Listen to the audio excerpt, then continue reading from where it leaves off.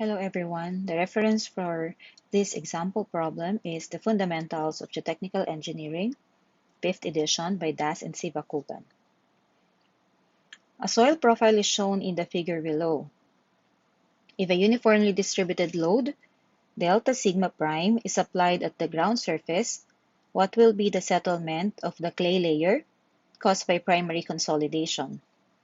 We are given that the pre-consolidation stress, or sigma sub C prime, for the clay is 125 kilonewton per square meter, and C sub S, which is the swell index, is equal to 1 over 6 of C sub C, or compression index. So there are two layers of soil here, which compose of sand at the upper 7 meters and a clay layer, which has a thickness of 3 meters. The delta sigma prime, or a surcharge, is provided here, which is 75 kilonewton per square meter. The groundwater table is located at 2 meters below the ground surface, and the dry sand has a dry unit weight of 16 kilonewton per cubic meter, while the submerged sand has a saturated unit weight of 18 kilonewton per cubic meter. For clay, the saturated unit weight is given to be 19 kilonewton per cubic meter. It also has a given in situ void ratio of 0.8, as well as a liquid limit equal to 40. Below the clay is another layer of sand.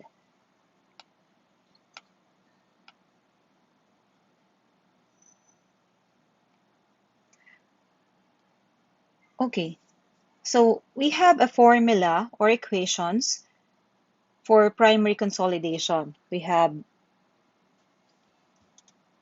a specific formula for normally consolidated clay and for our consolidated clay. So the first thing that we need to check is whether the soil is normally consolidated or over consolidated. And the given parameters are delta sigma and sigma sub C. Now to check if it's normally consolidated, we have to calculate the effective stress at the average effective stress at the center of the clay layer. So here, at this point. So to begin, let us solve or calculate the effective stress at the center of the clay layer. So if we start from the ground surface, the formula is gamma sub D, or the unit weight of the soil, multiplied by the depth. So the first layer is sand. So we have gamma dry of sand multiplied by the depth of sand, which is 2 meters, plus the second layer of sand is already submerged. So we have to multiply the gamma submerged, or the unit weight submerged, by its depth of 5 meters. And the submerged unit weight can be calculated using gamma saturated of sand minus gamma water multiplied by the depth of 5 meters. Plus, at the center of the clay layer, the depth is 1.5, and the submerged unit weight of the clay layer is gamma sat of clay minus gamma water multiplied by half of 3 meters, which is 1.5 meters. So let's substitute the given values.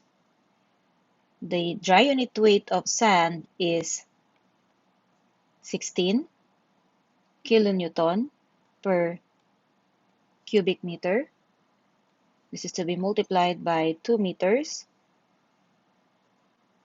plus the saturated unit weight of sand, which is 18, minus the unit weight of water, 9.81. This is in kilonewton per cubic meter, multiplied by the depth of 5 meters, then plus the saturated unit weight of clay, which is 19, minus the unit weight of water, 9.81. Again, this is in kilonewton per cubic meter, multiplied by 1.5 meters depth of clay. And when you try to calculate and simplify, we'll get an answer of 86.74 kilonewton per square meter. So that is the effective stress at the center or the middle of the clay layer. So let us compare the preconsolidation stress to the effective stress. Since our given preconsolidation pressure, sigma sub c prime, is 125 kilonewton per square meter. This is obviously greater than the overburden pressure or the effective stress of 86.74 kilonewton per square meter. Therefore, our clay is over consolidated clay. In which case, we're going to use the formula developed for the over-consolidated clay. And if you remember, we have two formulas or equations for over-consolidated. Before we use this formula, we have to check first some conditions. We need to compare the sum of the overburden, pressure, and the surcharge with the preconsolidation pressure. So we have to know if it is greater than, equal, or less than, so that we could identify which formula to use in calculating the primary consolidation. So our effective stress is 86.74 plus our given surcharge or delta sigma is 75, while our preconsolidation stress is 125. So if you get the sum of this is 161.74 and obviously greater than 125. So our effective stress plus surcharge is greater than our preconsolidation pressure. So in this case, the formula that we have to use is this one. The primary settlement is equal to C sub S H over 1 plus E sub O log of sigma sub C prime divided by sigma sub O prime plus C sub C, H over 1 plus E sub O or E sub naught log of the effective stress plus the surcharge divided by the pre-consolidation pressure.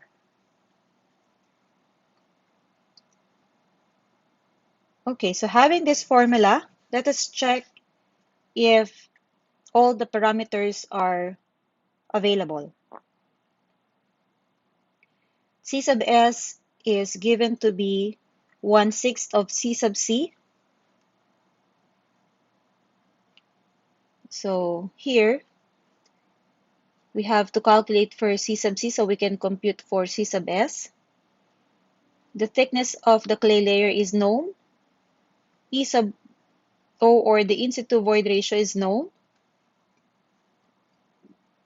The pre-consolidation pressure is already known. Overburden pressure is known.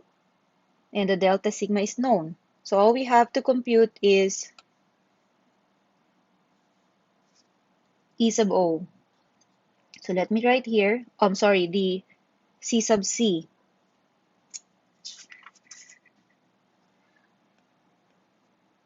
Okay, it is assumed that the soil is undisturbed, and we can use the Skempton's formula for C sub C, which is 0.009, liquid limit minus 10. Our liquid limit is given to be 40, right? Minus 10. So our C sub C value is 0.27. So from there, we can solve for the swell index, which is 1/6 of our C sub C.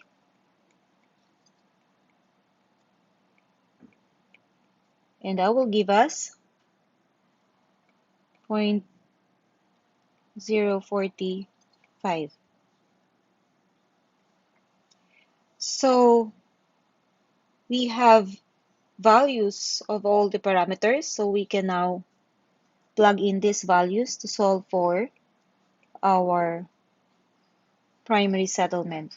So C sub S is 0.045 multiplied by the thickness of the clay layer, which is 3 meters, divided by 1 plus void ratio in situ of 0.8, and this is log of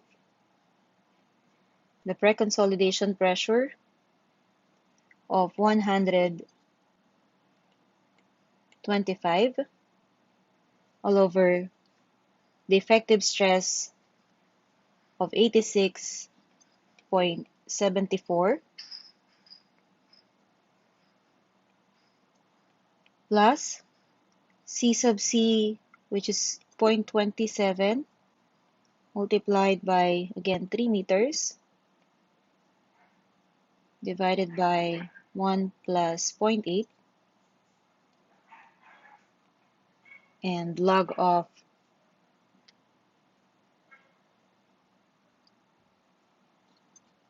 sigma sub naught of 86.74 plus delta sigma, which is 75, divided by the pre-consolidation pressure of 125. So the final answer for the primary settlement, after calculating, we have 0.0623 meters, or that is equivalent to 62.3 millimeters. Okay, so this is our final answer. 62.3 millimeters for the primary settlement.